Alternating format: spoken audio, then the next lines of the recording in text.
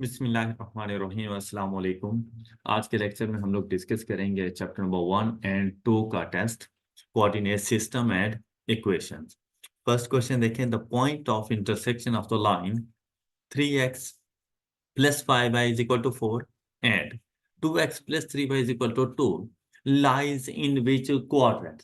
तो क्वाड्रेंट के बारे में आपको पहले ही डिस्कस कर चुके थे कि कौन सी वैल्यूज कौन से क्वाड्रेंट में जाती हैं, वो डिपेंड करते हैं उन वैल्यूज के साइन के ऊपर। लेकिन पहले हमें उन पॉइंट का तो पता हो। तो पॉइंट का आइडिया उसने कहा पॉइंट ऑफ इंटरसेक्शन लेना है इन दो इक्वेशंस का। उसके लिए आप लोग देखेंगे साइमल्टेनियस लीनियर इक्वेशंस हैं। तो साइमल्टेनियस लीनियर इक्वेशन का सॉल्यूशन हम लोगों ने कहा था कि आप लोगों ने कैलकुलेटर से सॉल्व करना है। मॉड की प्रेस की, उसके बाद 5 नंबर इक्वेशंस पर आप लोग गए। ये साइमल्टेनियस लीनियर इक्वेशंस हैं तो 1 की प्रेस करेंगे। अब उसमें सबसे पहले x का coefficient 3 is equal to then 5 then 4। ये फर्स्ट इक्वेशन की वैल्यूज आपने पुट कर दी। फिर आप लोगों ने सेकेंड इक्वेशन की वैल्यूज को पुट करना है 2 3 एंड 2।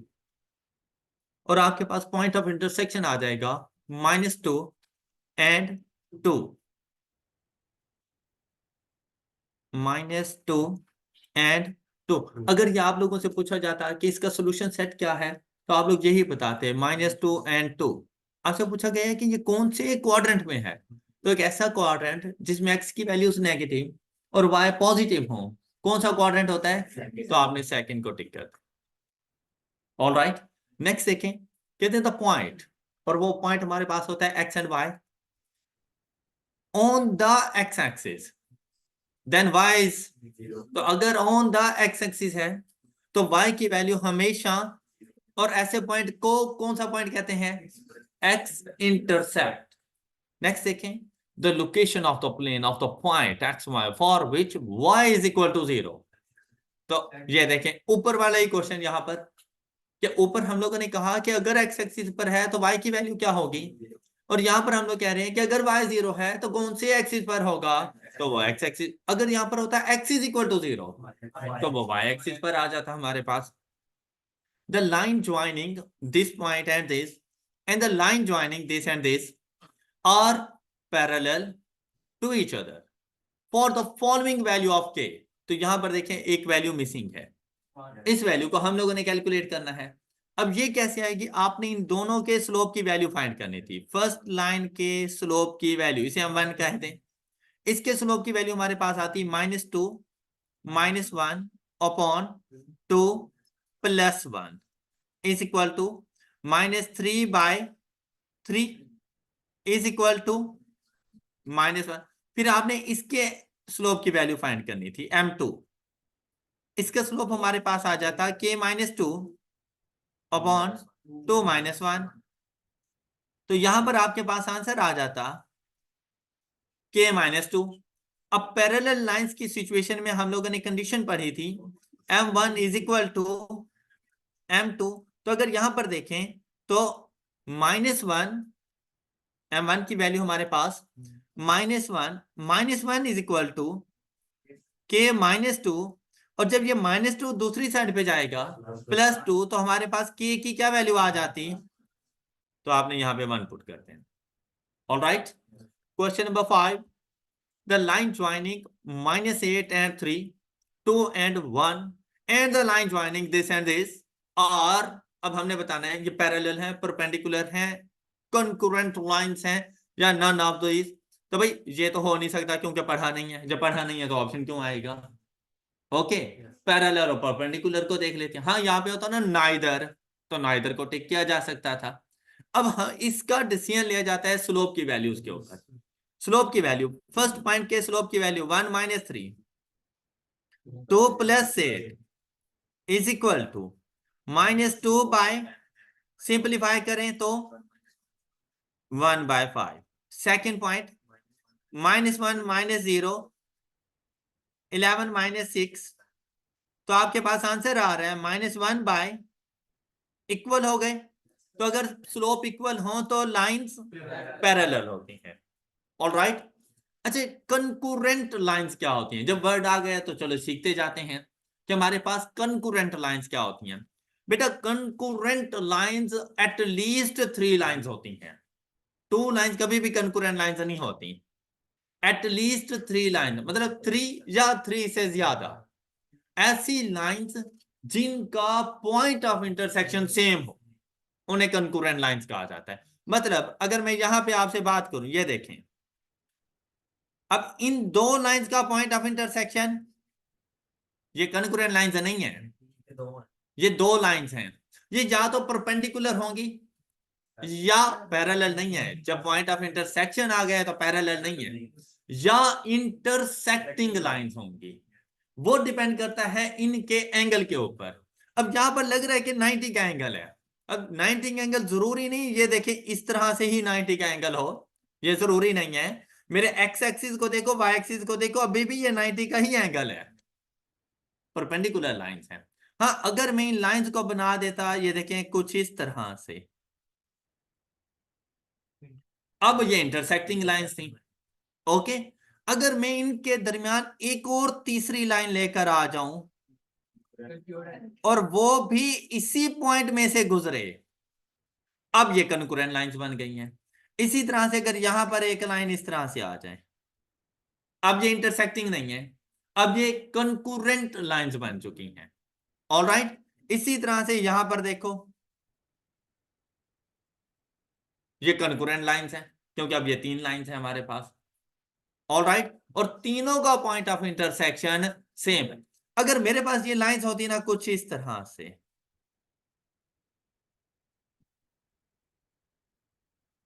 अब देखें एक दूसरे को इंटरसेक्ट कर रही हैं लेकिन डिफरेंट डिफरेंट पॉइंट्स पर, अब ये नॉन कंकरेंट लाइंस हैं।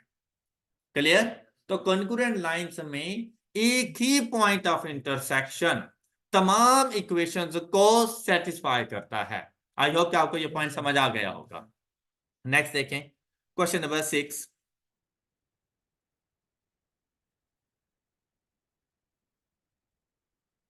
Find the length of straight line connecting points A and B having coordinates so -5 and -4 and 3 respectively। तो बेटा लेंथ ऑफ स्ट्रेट लाइन से मुराद होता है डिस्टेंस फाइंड करना, और डिस्टेंस फाइंड करने का हमारे पास फार्मूला क्या होता है? Distance is equal to whole under root of जी x2 माइनस x1, तो x2 -4, ऐसा ही है ना, -2 प्लस का स्क्वायर y2 माइनस y1, और जाकर हम लोग इसको सॉल्व कर लें तो ये मेरे पास आंसर आ जाएगा होल अंडर रूट ऑफ -4 -2 का स्क्वायर प्लस 3 प्लस 5 का स्क्वायर। नहीं सही कहा है भाई ने, वो रास्ते में रुक गया था। इज इक्वल टू 10, तो ये हमारे पास आंसर है। Question number 7। Find the equation of a straight line which intersects the y-axis at 4 and x-axis at 8। तो मतलब आपसे ये कह रहा है कि मुझे एक ऐसी लाइन बताएं जो हमारे y एक्सिस को 4 पर जाके इंटरसेक्ट करे। तो बेसिकली ये y इंटरसेप्ट है। अगर ये y एक्सिस को 4 पर इंटरसेक्ट करे और x एक्सिस को 8 पर इंटरसेक्ट करे तो ये x इंटरसेप्ट है। ये देखिए ये कुछ इस तरह की आपसे लाइन पूछ रही है। अगर मैं इनको x axis y axis coordinate system कह दूं तो आपसे कह रहे हैं कि हमें एक ऐसी लाइन बताया जो हमारे y एक्सिस को 4 पर और x एक्सिस को 8 पर इंटरसेक्ट करे। इस लाइन की बात की है कि ये वाली जो लाइन है ना, ये बताएं कौन सी होगी। तो यहां पर बेसिकली ये आपको y इंटरसेप्ट मिल गया, और ये आप लोगों को अब दोनों इंटरसेप्ट्स गिवन हो तो intercepts form of straight line equation use होती है, जो कि आपने नहीं करनी। तो आपने कौन सी फॉर्म ऑफ इक्वेशन यूज करनी है? तो इसके लिए मैंने आपसे बताया था कि आपने सबसे पहले स्लोप की वैल्यू फाइंड कर लेनी है। तो स्लोप की वैल्यू अगर दो इंटरसेप्ट गिवन हो तो स्लोप की वैल्यू फाइंड करने का फार्मूला होता है minus Y intercept upon X intercept is equal to minus. अब आकर अगर ऑप्शंस को देखो तो स्लोप इंटरसेप्ट फॉर्म में ही आंसर है। तो मैंने एक ऐसी इक्वेशन देखनी है जिसके स्लोप की वैल्यू -0.5 हो ए एंड बी, और जिसका इंटरसेप्ट 4 हो, यहां पे -4 है तो ए को नहीं टिक करेंगे, बी को जाके टिक कर देंगे। इक्वेशन बन रही है y is equal to slope x plus Y intercept.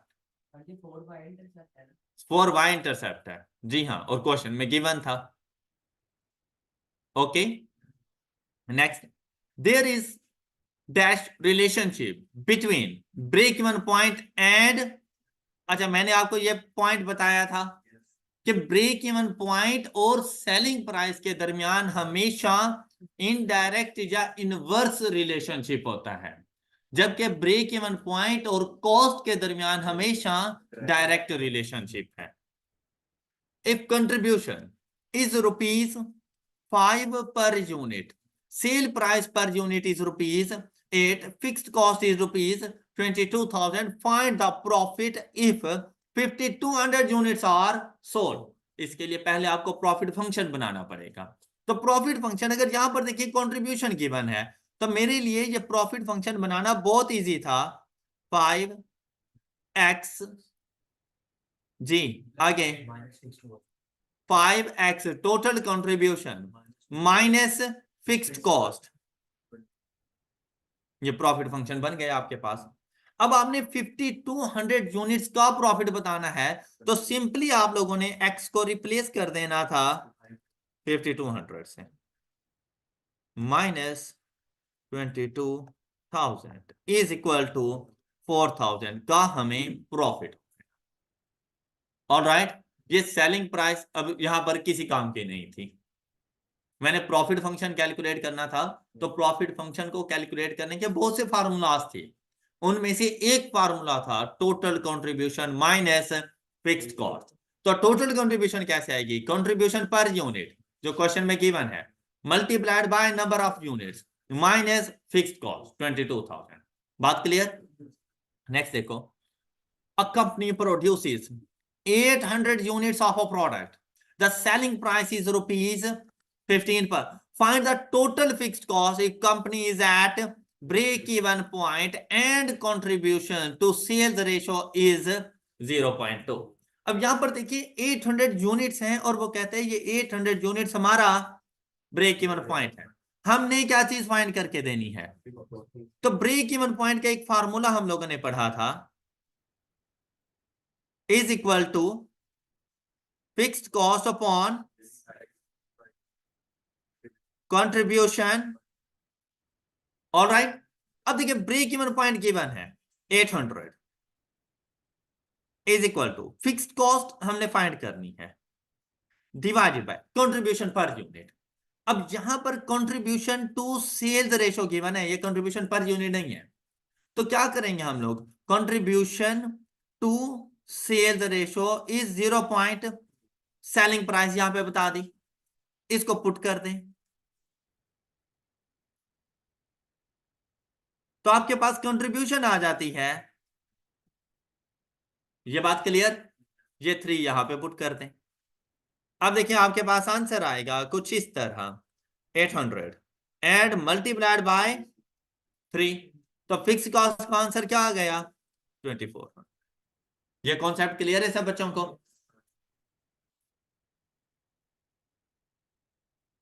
ये वाला क्वेश्चन हम लोगों ने बेटा पहले भी सॉल्व किया हुआ है, किस तरह से 3x plus 8y is equal to 100, देन 5x plus 6y is equal to 130।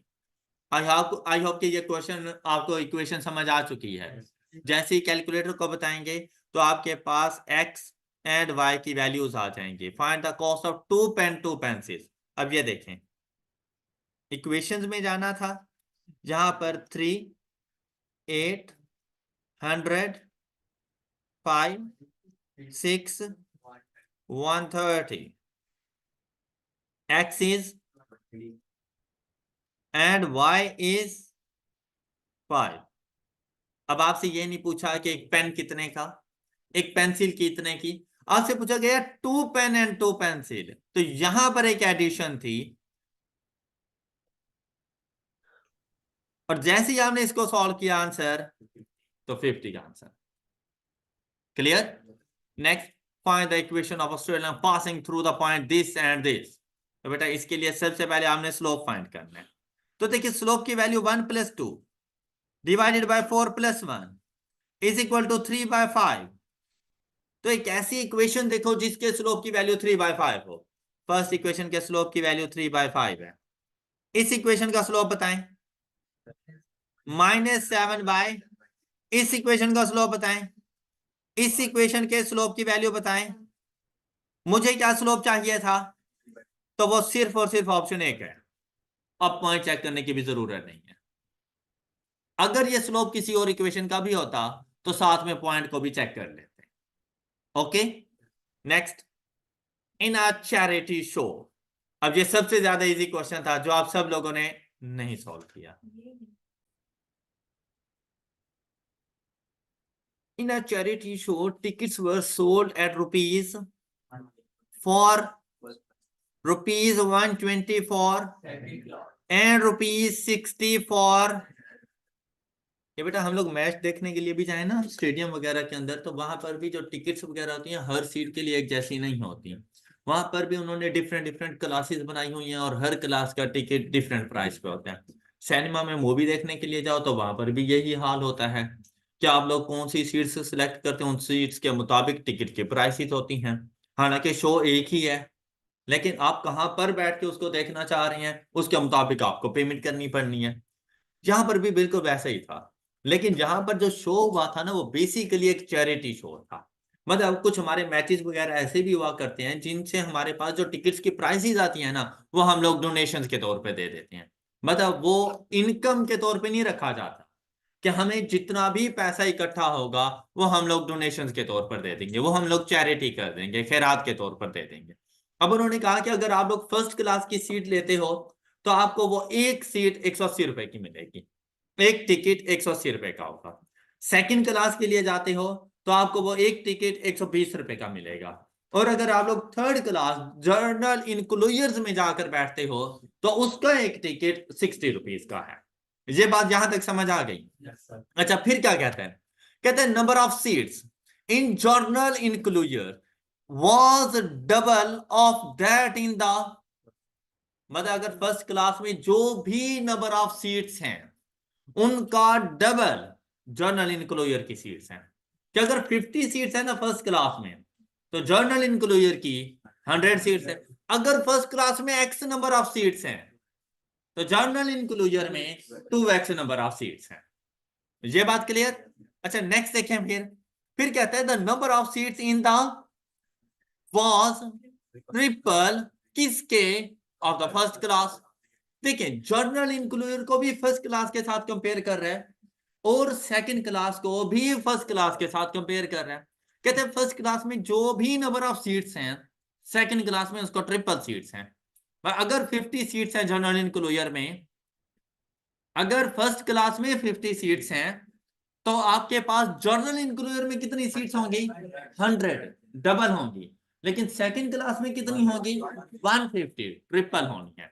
और अगर आपके पास फर्स्ट क्लास में x नंबर ऑफ सीट्स हैं तो सेकंड क्लास में कितनी होगी? 3x। और जनरल इंक्लूजर में, ये बात क्लियर हो गई सब बच्चों? अब ये देखें, first class, second, general enclosure, first class में number of seats, second class में एंड जर्नल इंक्लूजर में ये टोटल नंबर ऑफ सीट्स हैं। तो total number of passengers person भी तो इतने ही आएंगे ना जितनी नंबर ऑफ सीट्स होनी है। ऑलराइट।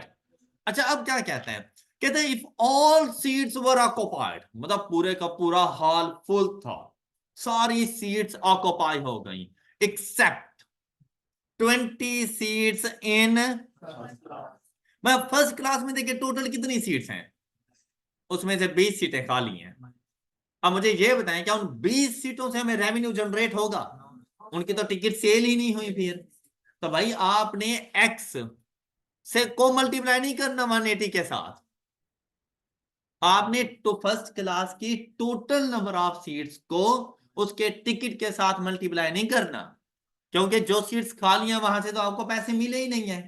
तो आपने यहां पर नंबर ऑफ सीट्स ले लेना था माइनस।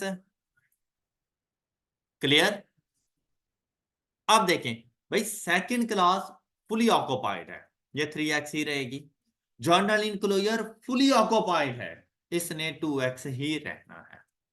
अब बात करेंगे इनके टिकट्स की, फर्स्ट क्लास का टिकट, सेकंड का, थर्ड का।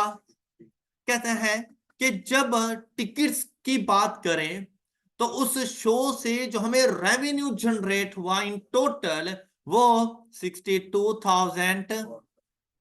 अब बताएं 62,400 कैसे आया होगा?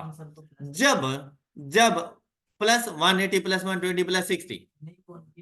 हाँ, अब देखो हम लोगों ने 180 को मल्टीप्लाई करना है फर्स्ट क्लास की सीट्स के साथ, ऑक्युपाइड सीट्स के साथ। तो फर्स्ट क्लास हमें ये रेवेन्यू जनरेट हुआ होगा। Second class 120 multiplied by third journal enclosure 60 multiplied by, और जब इन सब को ऐड किया तो टोटल रेवेन्यू कितना बन गया?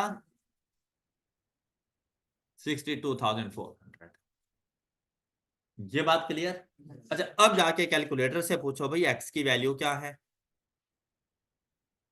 180 into X minus 20 plus 120 into 3x plus 60 into 2x is equal to 62,400 100। x की क्या वैल्यू आ गई हमारे पास? अच्छा अब देखें x की वैल्यू 100, आपने x क्या सपोज किया था? फर्स्ट क्लास में नंबर ऑफ सीट्स 100, तो सेकंड क्लास में नंबर ऑफ सीट्स, तो जर्नल इंक्लूजर में number of seats, total number of seats. अगर टोटल नंबर ऑफ सीट्स पूछता इन हॉल तो हम कहते हैं 600। उसने टोटल नंबर ऑफ सीट्स नहीं पूछे, उसने कहा है find the number of persons who attend the show. तो 20 सीट्स तो इसमें से खाली हैं, तो शो कितने लोगों ने अटेंड किया ये टिक करते हैं। Okay, a firm is selling his product at rupees 1,500 per unit sale price with an estimated fixed cost of rupees 15,000. If break-even point is 15 unit, calculate the। तो देखिए आपको फार्मूला मालूम है कि break even point is equal to fixed cost divided by sell price minus variable cost. तो अब calculator बस उठाएं, 15 is equal to fraction 15,000 divided by 1,500 minus x. तो यहां से आपको मिल जानी थी आपकी वेरिएबल कॉस्ट 500। Solve, right? कोई इशू? कहते हैं the sum of two numbers is the sum of square of the number is find the numbers. मेरी बुक का क्वेश्चन है। अब देखें यहां पर 10 प्लस 8 3 प्लस 15 7 प्लस 11 5 प्लस 13 18, चारों कंडीशन मीट कर रही हैं। लेकिन अब हमने देखना है स्क्वायर ऑफ द नंबर क्या बनना चाहिए। तो अगर यहां पर देखें 10 का स्क्वायर प्लस 8 का स्क्वायर 164 नहीं है हमारा आंसर। 3 एंड 15, 3 का स्क्वायर प्लस वैसे 15 का स्क्वायर ही 225 हो जाता है, तो वो 194 से वैसे ही एक्सीड कर जाता है। ये भी आंसर नहीं है। 7 एंड 11 7 का स्क्वायर प्लस 11 का स्क्वायर इज इक्वल टू 170, ये भी नहीं है तो थर्ड वन 5 का स्क्वायर प्लस 13 का स्क्वायर 194, मैच कर गए, ये करेक्ट आंसर है। Question number 16, a customer paid rupees 800 for shampoo, hair conditioner, hair spray. The conditioner cost twice as much as the shampoo and the hair spray cost 100 less than the shampoo. Find the cost of hair spray. Discussion की है जरूरत? किया हुआ है ना? Good, शाबाश। A boy is 24 years younger than his father, and in 2 years' time, the sum of their ages will be 40. How old is the son now? कोई issue? Solve the equation. Simply calculator उठाएं और ये equation solve हो जाएंगी। किए है ना ऐसे क्वेश्चन हम लोगों ने? Okay, solve the equation. अब यहाँ पर बिल्कुल ऐसे ही दो ऐसे नंबर लो जिनका प्रोडक्ट 923 और अगर उनको ऐड करें तो 84। तो भाई अगर ये देखें 5 इंटू 3 करें या 3 इंटू 5 करें, आंसर में कोई फर्क। इसी तरह से 5 प्लस 3 करें या 3 प्लस 5 करें, तब भी आंसर में कोई फर्क। तो ये दोनों ही आपके करेक्ट आंसर हैं और आपने सी को टिक करना है। ओके, कहता certain number 1 added to square of the number, the result is 8.74, what is the number?